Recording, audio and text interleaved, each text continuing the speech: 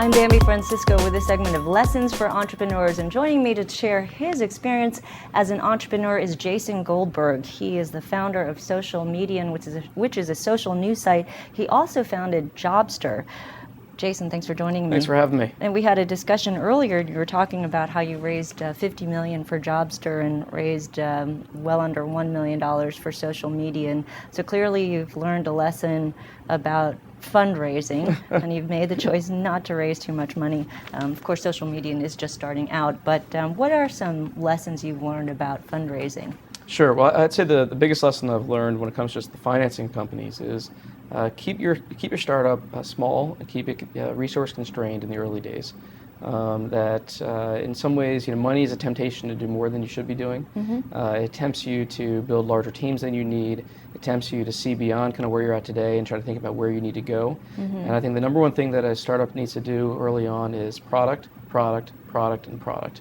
The only thing that matters early on is trying to prove out that your product is a good product, and you only need as much money as it takes for you to do that. And so I think startups should be resource constrained, because I think it forces them to think through every decision in the early days being a big decision, and to really kind of build that box around, is this going to help us build the product? If it's not, we don't need to do it. Yeah. And it really it's kind of a discipline of focus. And with Socialmedian, for instance, the first money that we raised at Socialmedian was, I put in $50,000 into the company, and we got to work.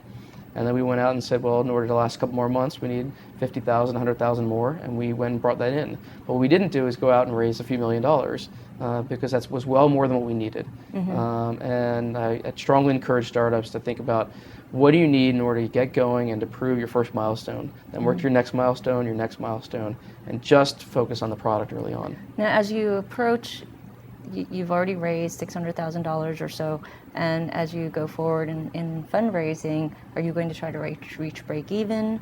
Are you going to try to raise more money? How are you thinking about having already raised $50 million? Yeah, I'd say that the company that wins isn't the company that raises the most money. Oh, right? definitely. The company that wins is the company that builds the best product, that product that resonates with users. And so our focus is entirely on, does the product work for our users?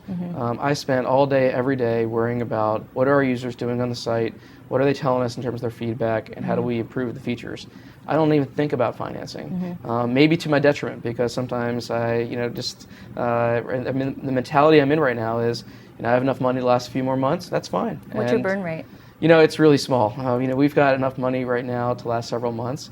And in startup land, that's fine. That's fine. Early stage company, I'm not sweating it. What were some of the failures or setbacks at Jobster, if any? I like to, rather than reflect on kind of the failures or setbacks, I like to think more about lessons learned. And lessons learned at Jobster. Actually, I wrote a blog post in January on 12 lessons learned as a first-time startup CEO, and over 1 million people read that blog post. It was very interesting to see how there's people really want to hear kind of someone who's done it. And I call Jobster as a solid single for my first time out, and maybe we'll stretch it to a double if we're lucky. Jobster still exists, and it's doing pretty well.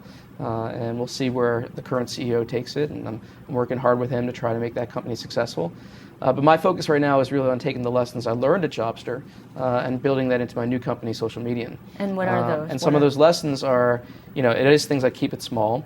It is focused entirely on the product. As the CEO, I am the product manager. I look and design every single pixel on the page and every bit of the user experience.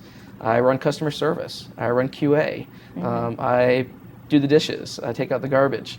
And that was a big lesson. But I'd say, one of the things with Socialmedian that I think we've done very differently than a lot of startups these days is I call it kind of an experiment on 3 levels. And basically, we set out in Socialmedian to solve a problem. And it's a problem around highly personalized news.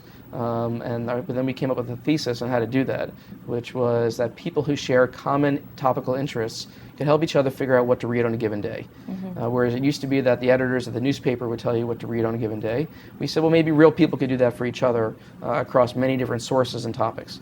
Right. So we started off with this problem to solve, theory on how to solve it, and that's where it got really interesting, because this experiment on 3 levels was, first experiment was, could we, in just 1 year's time, prove that we could move the needle a little bit on solving that problem? And so we really gave ourselves 1 year to do this. And even when I went out and started talking to some potential angel investors, I said, we need to prove in 1 year that that we can move the needle and solve this problem, or we're going to basically give up and work on something else. Because my theory is, if you're going to fail fast. Nothing worse than just keeping at something that's not working. Giving yourself a year, and if this isn't moving the needle, then you're just we'll going to move on. We'll move on. And and part of that also is just there's lots of interesting problems out there to solve. So if you can't solve, show that you're solving. What does that mean, move on? Shut down or sell the company? We would see, but it would be, we're not just, the idea is give ourselves 1 year, a limited time frame to say, in 1 year's time, can we run really hard and show that we can move the needle on this problem? That was experiment number 1. Right. There's lots of great problems out there to solve. If we can't solve this one, solve another one. Let me say the experiment number 2 was, could we do that really cheap? All right, Yes. and it's a low cost, right? And so instead of raising a lot of money, we decided to raise very little money and only raise as much as we needed. Right. The second is the team at Socialmedian is myself and a group of developers in Pune, India. And we've set up a very unique relationship with a team over there, our part owners in Socialmedian. So it's not a outsourcing, it's an offshoring. We're one team, one product, one company. Everybody in that company works on Socialmedian, and it's just a relationship that works for us. Right. And I personally have been to India 6 times this year. Okay. 6 times in 6 months. To manage them. Well, if the team's there, I need to be there. Okay. Right? And it's not so much about, I'd say, managing, it's more working together. And that, if the team's there, we should be located together. Okay. And then the third experiment was, could we, and this is what I'm most proud of, and a big lesson I've learned, is could we build a product with our users? And what I mean by that is, we launched Socialmedian, the first version, 3 weeks after we started developing it. We gave it to 50 people that I knew, got their feedback on it, turned around a week later and gave them new features and put it out to another 50 people. And over the course of this spring, we went from 100 people to 200 to 500 to 1,000 to 4,500 in our alpha program. And everything we built during the alpha was direct feedback from our users, every other day shipping code based on their feedback, to the point where by July 31st, we had over 20% of our alpha users using this product every day because they built it with us. Right. And that's the model we're continuing to do.